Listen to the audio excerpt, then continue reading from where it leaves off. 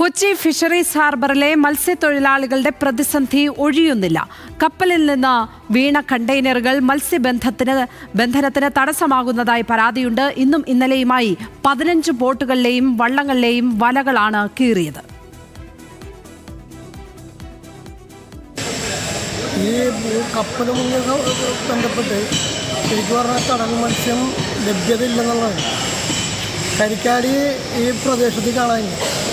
കൊല്ലായാലും കായംകുളമായാലും കൊച്ചിയായാലും മുരിക്കുംപാടായാലും single അടിച്ചിട്ട് ബോട്ടുകാർക്ക് എന്തായാലും കിട്ടുന്ന ടൈമാണ്. ഒരു 70% ബോട്ട് രംഗത്തിറങ്ങിയിട്ടുള്ളൂ.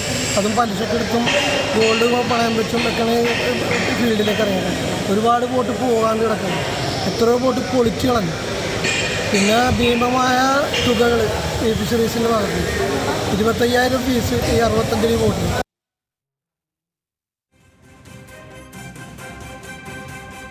സഹിൻ ചേരുകയാണ് വിവരങ്ങളുമായി. ഇപ്പോൾ സഹിൻ, മത്സ്യത്തൊഴിലാളികൾ വലിയ പരാതിയാണ് അവിടെ നിന്നും പറയുന്നത്. ഇവരുടെ ഈ പരാതി പരിഹരിക്കുവാൻ, ഈ പ്രശ്നം നേരിടുവാൻ എന്തെങ്കിലും തരത്തിലുള്ള സംവിധാനങ്ങൾ അവിടെ ഒരുക്കുന്നുണ്ടോ അധികൃതർ?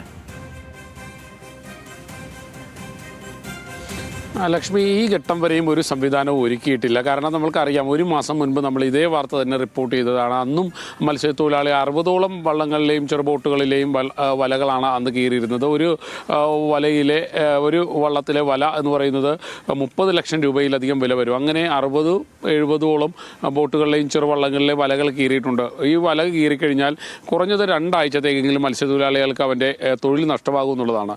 ഇതിപ്പോഴും തുടർന്നുകൊണ്ടിരിക്കുന്നു. ഇന്നലെയും ഇന്നുമായി 15ഓളം ബോട്ടുകളിൽ വള്ളങ്ങളിലെയും വലകൾ കീറിയിട്ടുണ്ട്.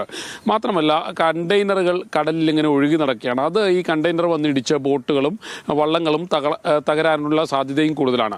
ഇത് മത്സ്യത്തൊഴിലാളികൾ നിരന്തരം അവരുടെ പരാതി ഇങ്ങനെ പറഞ്ഞുകൊണ്ടിരിക്കുന്നു, പരാതികൾ കൊടുക്കുന്നു. പക്ഷേ ഹാർബർ പോലീസ് സ്റ്റേഷനോ അവിടുത്തെ പോലീസ് ഉദ്യോഗസ്ഥരോ വേണ്ട നടപടികൾ സ്വീകരിക്കാൻ തയ്യാറാകുന്നില്ല. മാത്രമല്ല, ഈ മത്സ്യത്തൊഴിലാളിക്ക് അവൻ്റെ ഉപജീവനം നഷ്ടമാകുന്നതിന് വേണ്ട മതിയായ ഒരു നഷ്ടപരിഹാരം നൽകാനോ അല്ലെങ്കിൽ അവൻ്റെ സംരക്ഷണത്തിന് വേണ്ട നടപടികളിലേക്കും ഉദ്യോഗസ്ഥരാരും തന്നെ കടക്കുന്നില്ല എന്നുള്ളതാണ്. ഈ മത്സ്യത്തൊഴിലാളികൾ അവരുടെ ദുരിതങ്ങൾ ഇങ്ങനെ പറഞ്ഞുകൊണ്ടിരിക്കുന്നു. അവരുടെയൊക്കെ തൊഴിൽ നഷ്ടമാകുന്നു. നമുക്കറിയാം, കഴിഞ്ഞ ട്രോളിംഗ് നിരോധനം കഴിഞ്ഞ 2-3 ദിവസം മുൻപാണ് അവർ ബോട്ട് പോലും പുറത്തേക്ക് ഇറക്കി തുടങ്ങിയത്, മത്സ്യബന്ധനം ആരംഭിച്ചു തുടങ്ങിയത്. ആ ഘട്ടത്തിൽ തന്നെ വീണ്ടും അവരുടെ ദുരിതം ആരംഭിക്കുന്നു എന്നുള്ളതാണ് ഈ ഘട്ടത്തിൽ നമുക്ക് പറയാനുള്ളത്. മത്സ്യത്തൊഴിലാളിയെ സംബന്ധിച്ചിടത്തോളം അവൻ്റെ ജീവിതം വലിയ ദുസ്സഹമായി മാറുന്ന ഒരു ഘട്ടത്തിലൂടെയാണ് ഇപ്പോൾ കടന്നു പോകുന്നത്. പ്രത്യേകിച്ചും ഈ കണ്ടെയ്നറുകൾ നീക്കം ചെയ്യുന്നതിനോ അതിൻ്റെ അവശിഷ്ടങ്ങൾ മാറ്റുന്നതിനോ വേണ്ട നടപടികൾ ഇപ്പോൾ കപ്പൽ കമ്പനികളോ മറ്റ് ബന്ധപ്പെട്ട വകുപ്പുകളോ ചെയ്യുന്നില്ല എന്നുള്ളത് എടുത്തു പറയേണ്ടതാണ്. ലക്ഷ്മി, സഹിൻ ആന്റണിയാണ് കൊച്ചിയിൽ നിന്ന് വിവരങ്ങൾ പങ്കുവച്ചത്.